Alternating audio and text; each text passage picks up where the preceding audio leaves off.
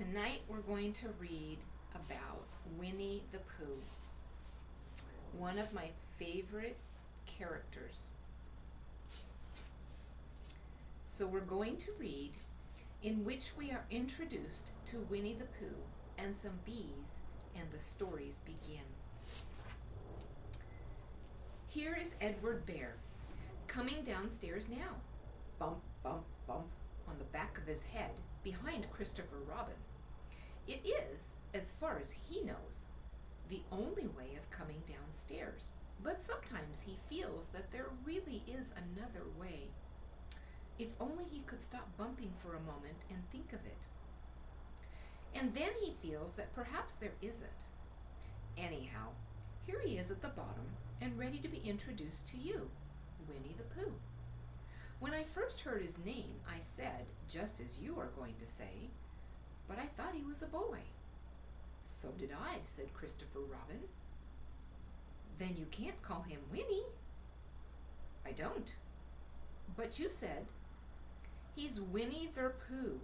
Don't you know what "the" means? And there's Christopher Robin and Winnie. Ah, yes, now I do, I said quickly, and I hope you do too, because it is all the explanation you're going to get. Sometimes Winnie the Pooh likes a game of some sort when he comes downstairs, and sometimes he likes to sit quietly in front of the fire and listen to a story. This evening, what about a story? Said Christopher Robin. What about a story? I said. Could you very sweetly tell Winnie the Pooh one? I suppose I could, I said. What sort of stories does he like? About himself, because he's that sort of bear. Oh, I see. So could you very sweetly? I'll try, I said. So I tried.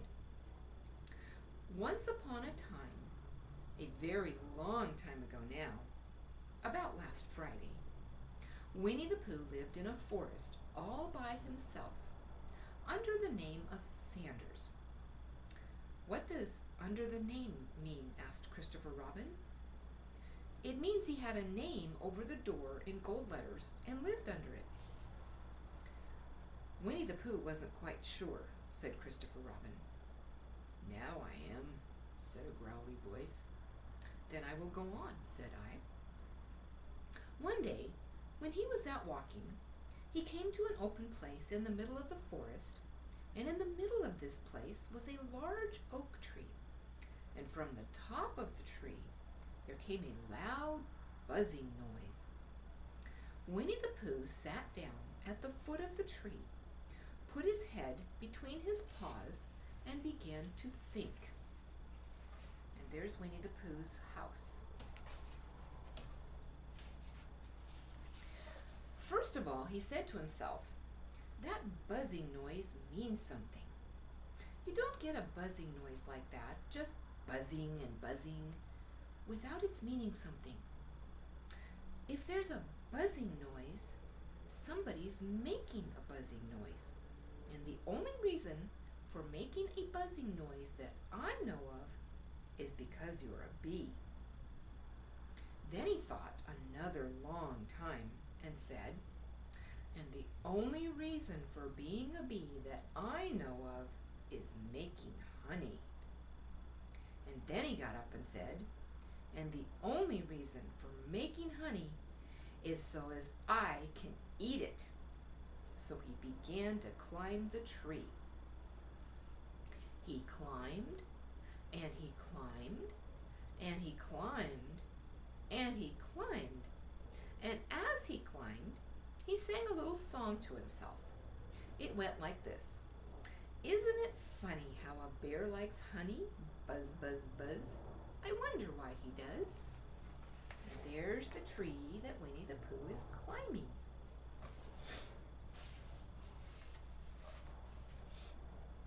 Then he climbed a little further, and a little further, and then just a little further.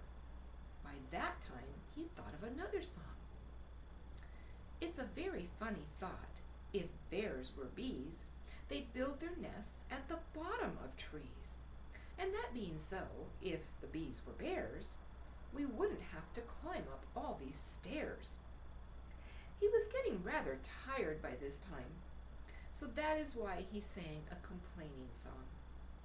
He was nearly there now, and if he just stood on that branch, crack! "Oh, help," said Pooh, as he dropped 10 feet on the branch below him. "If only I hadn't," he said, as he bounced 20 feet to the next branch. "You see, what I meant to do," he explained, as he turned head over heels and crashed onto another branch 30 feet below. "What I meant to do, of course it was rather," he admitted, as he slithered very quickly through the next 6 branches. "It all comes, I suppose," he decided, as he said goodbye to the last branch, spun around 3 times, and flew gracefully into a gorse bush. "It all comes from liking honey so much. Oh, help." He crawled out of the gorse bush, brushed the prickles from his nose, and began to think again. And the first person he thought of was Christopher Robin. There's poor Pooh with a bunch of prickles on his back.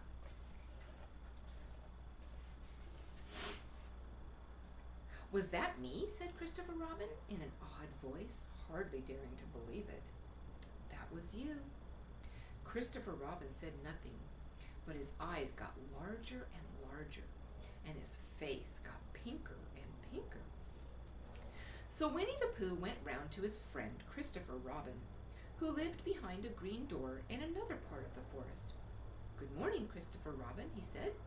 "Good morning, Winnie the Pooh," said you. "I wonder if you've got such a thing as a balloon about you." "A balloon?" "Yes, I just said to myself coming along, I wonder if Christopher Robin has such a thing as a balloon about him. I just said it to myself, thinking of balloons and wondering." "What do you want a balloon for?" you said.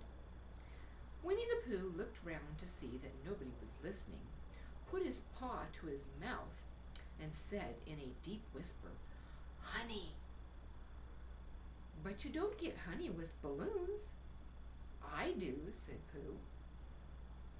"Well, it just happened that you had been to a party the day before at the house of your friend Piglet, and you had balloons at the party. You had a big green balloon, and one of Rabbit's relations had had a big blue one and had left it behind, being really too young to go to a party at all. And so you had brought the green one and the blue one home with you. Which one would you like?" you asked Pooh.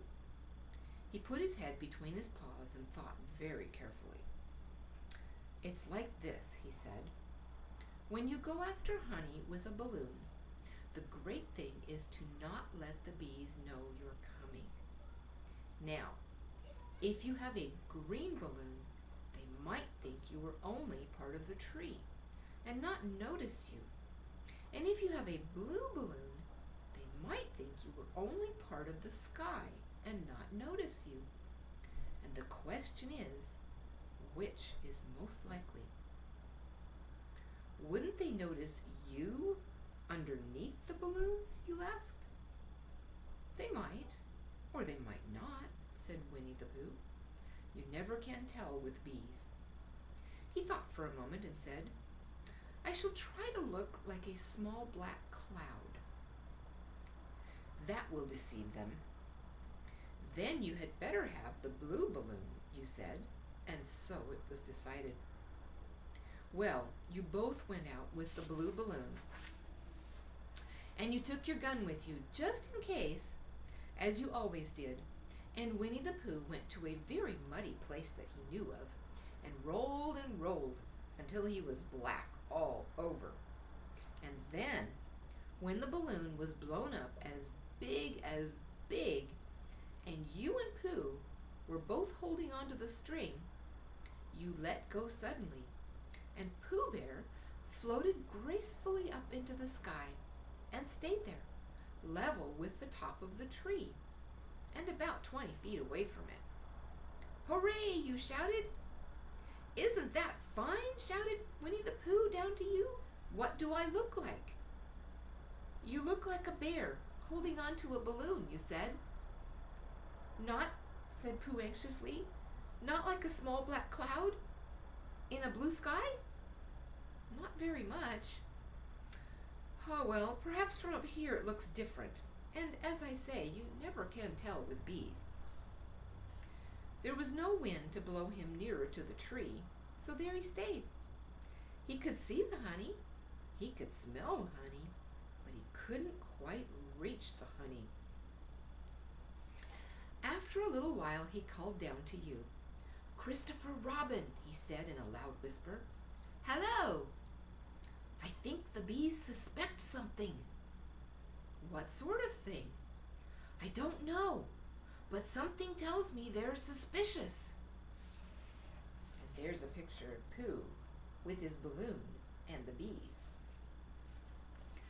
"Perhaps they think you're after their honey."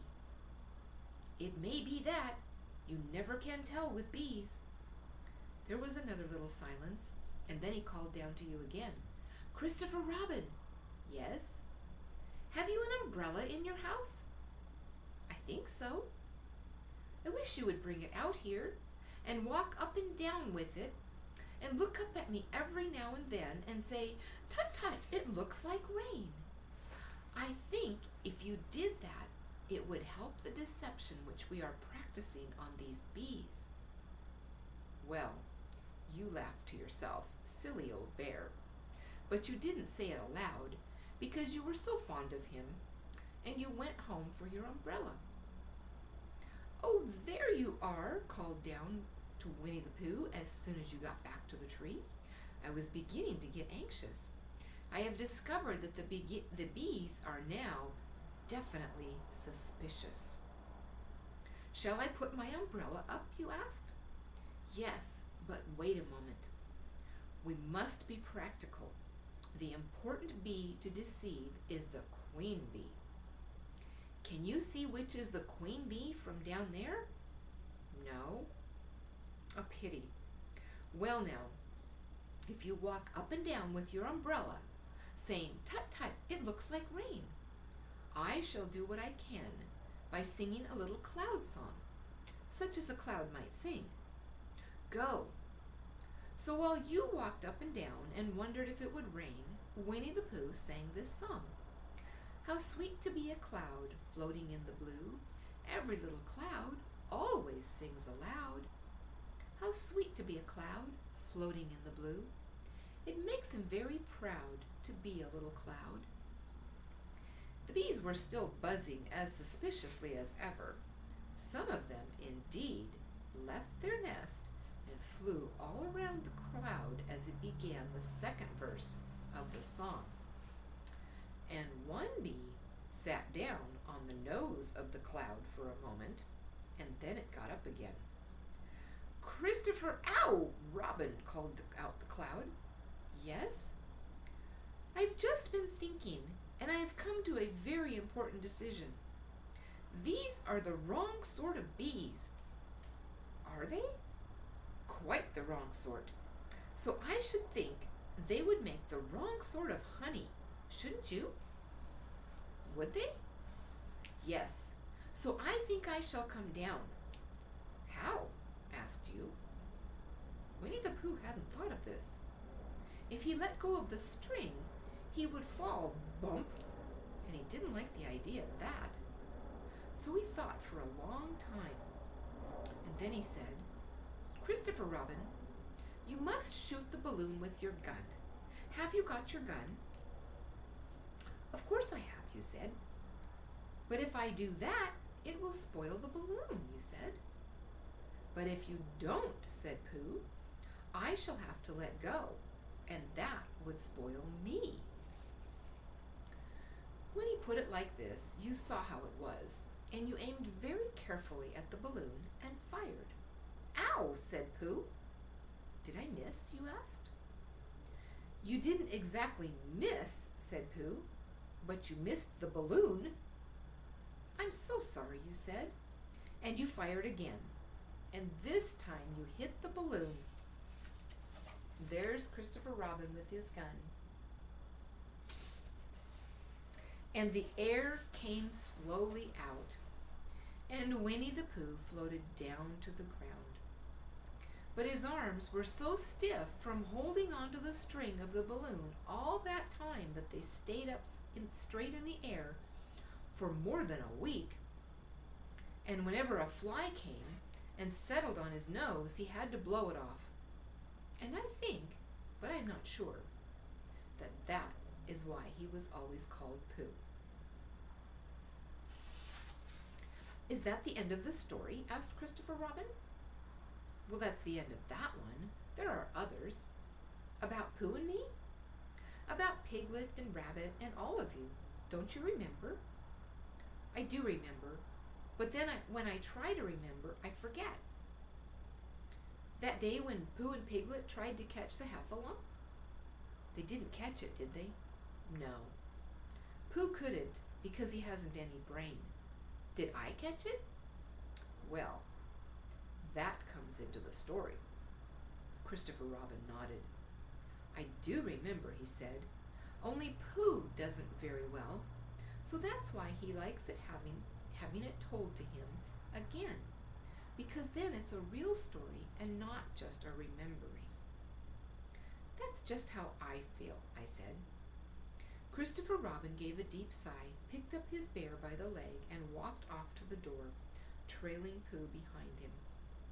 At the door he turned and said, "Coming to see me have my bath?" "I might," I said. "I didn't hurt him when I shot him, did I?" "Not a bit."